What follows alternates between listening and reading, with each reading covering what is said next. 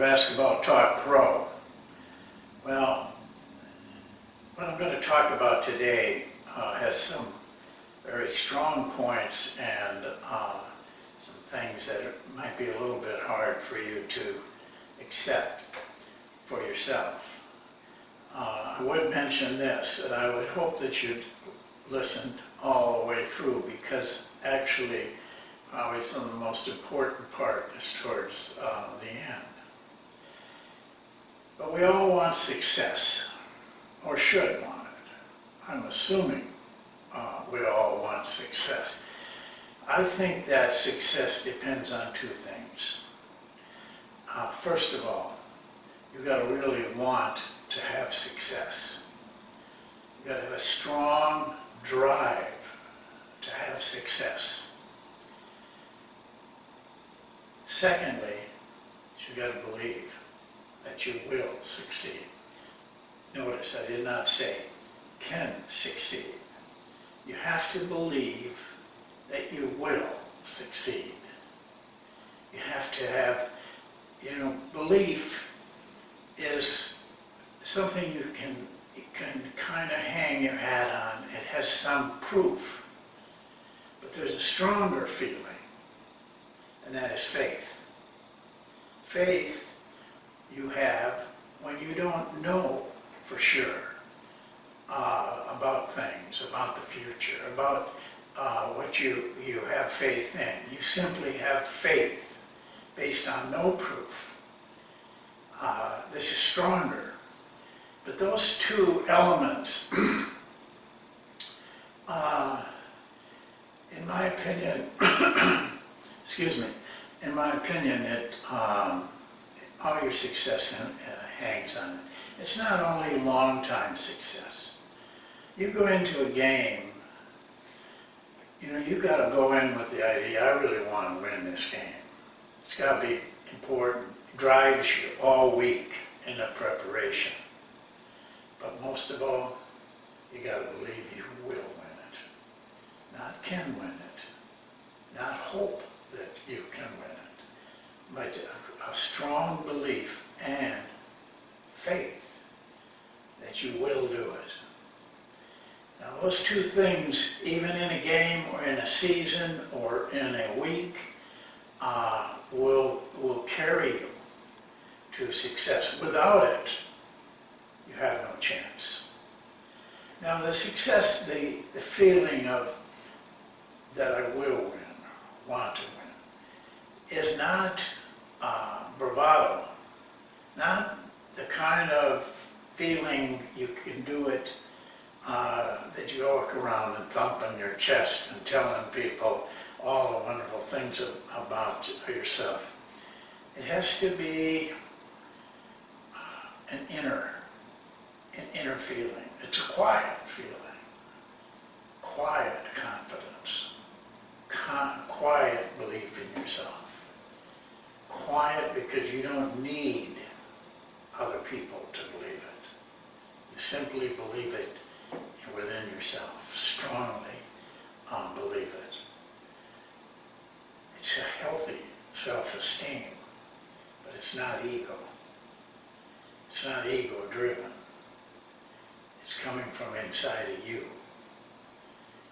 And actually, probably more humble than some of the strong feelings. So really, what this comes down to is it depends on you. All those things I talked about are things that you can do. No one can do it for you. Books can't do it for you. I can't do it for you. Parents can't do it for you. It's up to you, and it's got to be an inner you, how you really feel. You have to check yourself, sit down with yourself, and say, do I really want this? Do I really believe I can do it? If you can't answer yes to those two questions, my advice to you is don't do it. It's no sense beating your head against a wall, because your chances of success are very, very slim. In one of the videos that we did some time ago now, but you can still watch it on YouTube or in our archives, is what I entitled A Night with John Wooden. Now, unbelievably, this great coach, going across, I can still see it vividly, driving from Canyon, Texas to Amarillo, Texas, sagebrush going across, nothing. I mean, you can look forever and you see hardly any growth or people or trees or anything. And in that dark car, him telling me, very confidentially, that he didn't believe they could win, and they didn't. They won games, but they couldn't win at all in the tournament. One round and they were out if they got in.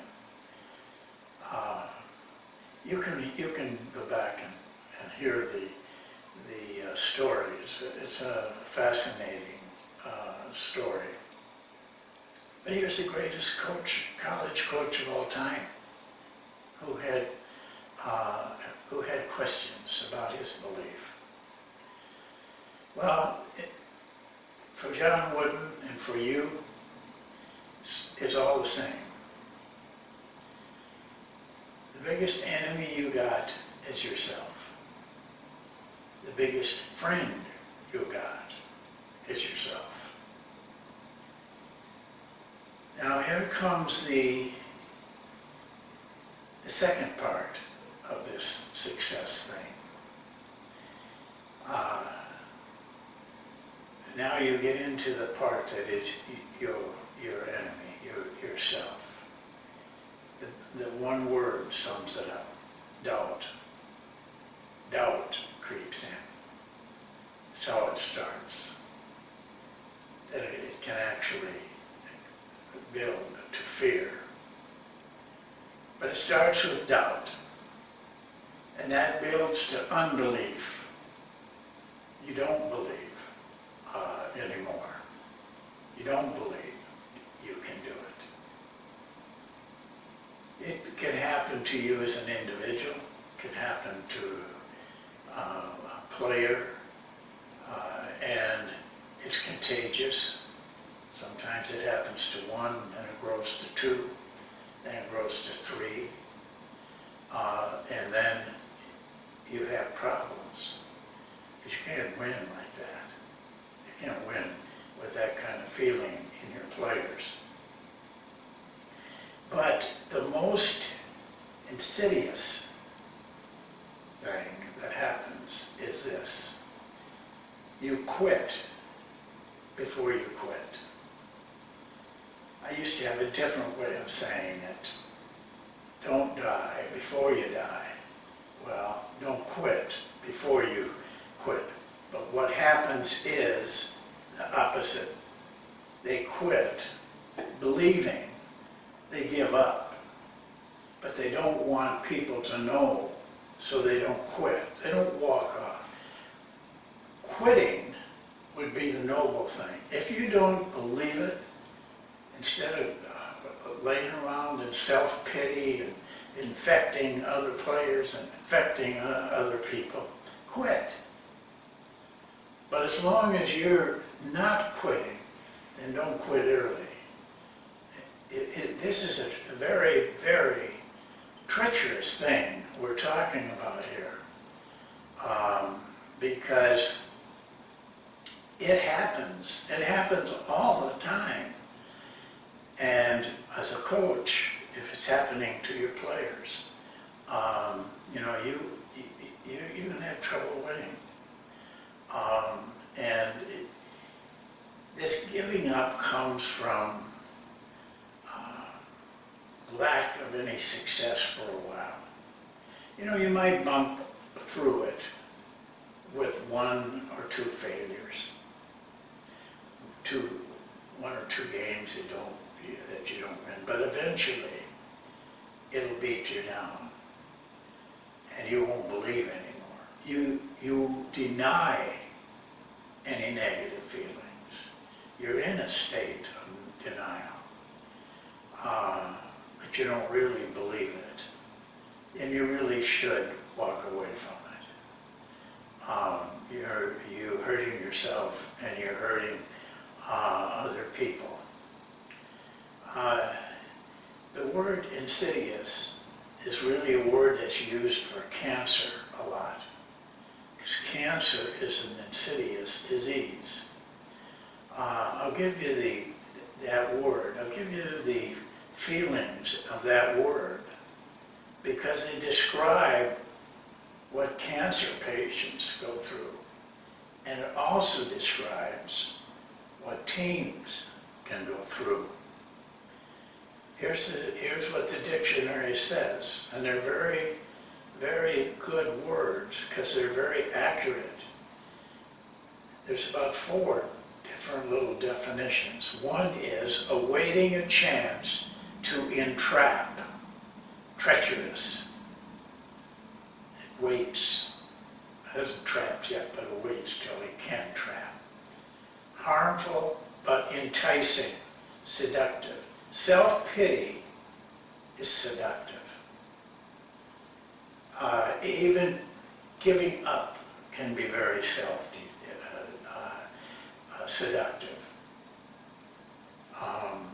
The next one, having a gradual and cumulative effect. It's subtle. Really is. You don't even know it's there. The people involved don't know that they've given up. And it just creeps up on you. And the last one, developing so gradually as to be well established before it becomes apparent. This is where you've got to really be aware of yourself. Be aware of these feelings. I believe you'll overcome these feelings, or can overcome them, if you're just aware of them. But most people aren't even aware of them. They just feel sorry for themselves, and that self-pity ends up in giving up. You don't even know you're doing it. But the biggest danger as a coach is this. It can happen to you. In fact, it's easier for a coach to get these feelings of doubt, fear, don't want to.